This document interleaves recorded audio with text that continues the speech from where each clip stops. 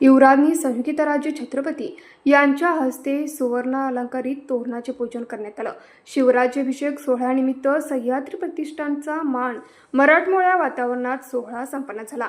हलगी, गुमक आणि कैतायच्या कडकडाटात बाराबंदी पोशाखातील मावळे तसेच आंबील, घुगऱ्या, भाकरीवडीचा नैवेद्य घेऊन आलेल्या युवतींच्या उपस्थितीत दुर्गराज रायगडावरील महादरवाजाला बांधण्यात येणाऱ्या सुवर्ण अलंकारित तोरणाचे मंगळवारी पूजन करण्यात आलं.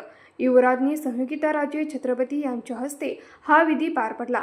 अखिल भारतीय शिवराज्याभिषेक महोत्सव समितीतर्फे 5 व 6 जून रोजी रायगडावर 352वा शिवराज्याभिषेक सोहळा साजरा होत आहे.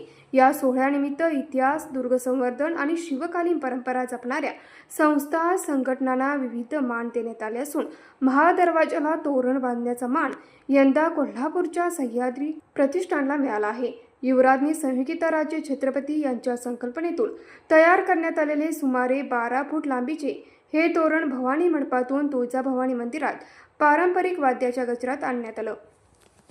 न्यूज मराठी 24 कोल्हापूर. हे आहे गोकुळचं श्रीखंड. अगदी जिभेवर रेंगाळणारं. जिभेवरच नाही तर मनावरही रेंगाळणार. गोकुळ श्रीखंड, मनावर रेंगाळणारं.